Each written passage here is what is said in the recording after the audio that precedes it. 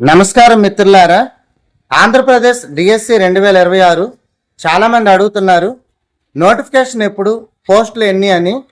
మిత్రులారా, ఒక స్టేట్ టాపర్గా ఆలోచించే వ్యక్తికి నోటిఫికేషన్ ఎప్పుడు వచ్చినా సరే తను సిద్ధంగా ఉండాలి అనేదే లక్ష్యం.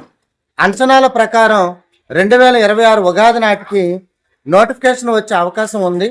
పోస్టుల సంఖ్య దాదాపు 10,000 వరకు ఉండవచ్చు. కానీ గుర్తుంచుకోండి, ఆ 10,000 పోస్టుల్లో నీకు కావాల్సింది కేవలం ఒకే ఒక్క పోస్టు. ఆ ఒక్క సీటుపై నీ పేరు రాసి ఉందని నువ్వు ఖచ్చితంగా నమ్మాలి. యుద్ధం ప్రకటించక ముందే ఆయుధాలకు పదును పెట్టుకునేవాడే అసలైన విజేత. ఈరోజు ఈ వీడియోలో మనం డిఎస్సిలోని ప్రతి సబ్జెక్ట్ను ఒక టాపర్ ఎలా విశ్లేషిస్తారో, నోట్స్ ఎలా రాసుకుంటారో క్షుణ్ణంగా తెలుసుకుందాం. మొదటగా విద్యా దృక్పథాలు, పెర్స్పెక్టివ్స్ ఇన్ ఎడ్యుకేషన్. ఇది చాలామందికి బోర్ కొట్టే సబ్జెక్టు, కానీ టాపర్ దీన్ని ఒక కథలా చూస్తాడు. బ్రిటిష్ కాలం నాటి మెకాలే మినిట్స్ నుంచి నేటి ఎన్ఈపి 2020 వరకు విద్యలో వచ్చినటువంటి మార్పులను ఒక టైం లైన్లో చదవాలి. కమిటీల పేర్లు, సంవత్సరాలు గుర్తుపెట్టుకోవడానికి Mudaliar committee 1952, Kothari commission 1964, Ishwarbhai Patel committee 1977. ఇలాంటి వరుసను ఒక రిథమిక్ కోడ్గా మార్చుకోండి. ఇక సైకాలజీ, ఇది డిఎస్సికి ప్రాణం వంటిది. ఇక్కడ బట్టి పట్టడం పనికిరాదు.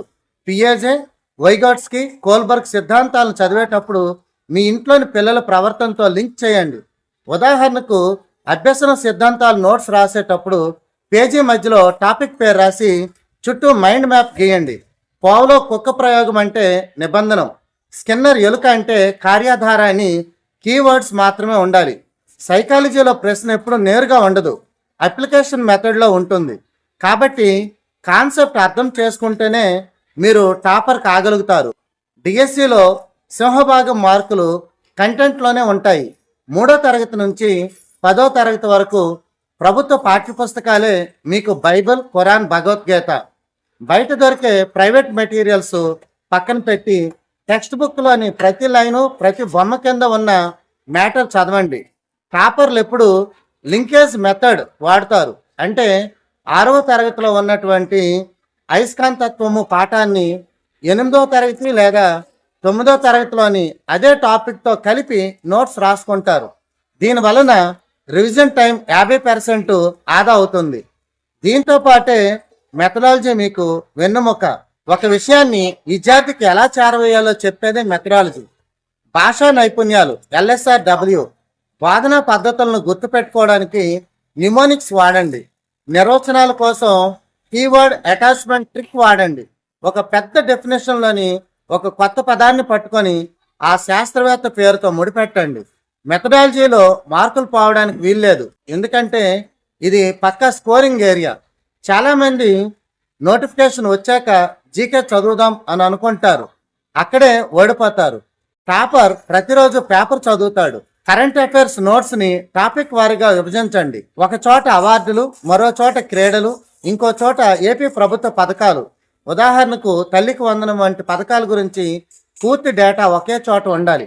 న్యూమోనిక్స్ వాడండి. ఉదాహరణకు ఏదైనా దేశాల గ్రూప్ను గుర్తుపెట్టుకోవడానికి మొదటి అక్షరాలతో ఒక పదాన్ని సృష్టించుకోండి. ఇది మీకు పరీక్ష హాల్లో కన్ఫ్యూజ్ లేకుండా చేస్తుంది. స్టేట్ టాపర్ నోట్స్ ఎలా ఉంటుందో తెలుసా? అది మళ్ళీ ఒక పుస్తకంలా ఉండదు, అదొక షార్ట్ హ్యాండ్ డైరీలా ఉంటుంది. కలర్ కోడింగ్, ఇంపార్టెంట్ పాయింట్స్కి రెడ్ పెన్ను, నిర్వచనాలకి గ్రీన్ పెన్ను వాడండి. మన మెదడు రంగులను త్వరగా గుర్తుపెట్టుకుంటుంది.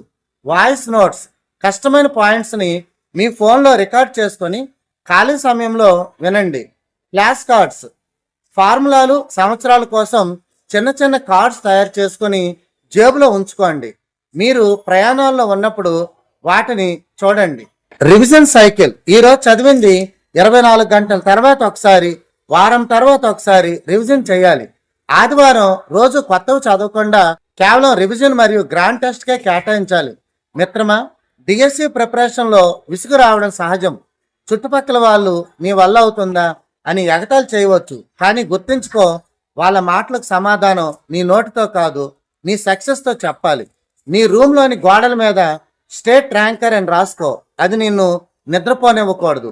నువ్వు బడికి వెళ్ళినప్పుడు నీ స్టూడెంట్స్ నిన్ను చూసి గర్వపడాలి. నీ తల్లిదండ్రులు సమాజంలో తలెత్తుకుని తిరగాలి. ఆ ఒక్క క్షణం ఆనందం ముందు ఇప్పుడు పడే కష్టం చాలా చిన్నది. రోజుకు 10 నుంచి 12 గంటల కఠోర శ్రమ, అంకిత భావం ఉంటే 2026లో నువ్వు టీచర్ ఆర్డర్ కాపీతో ఇంట్లోకి అడుగు పెడతావు. ఇది నా నమ్మకం. ఇది నీ లక్ష్యం కావాలి. సమయం ఎవరి కోసం ఆగదు. ఇప్పుడే ఈ క్షణమే నీ ప్రిపరేషన్ మొదలుపెట్టు. విజేతగా నిలబడు. All the best. Thank you.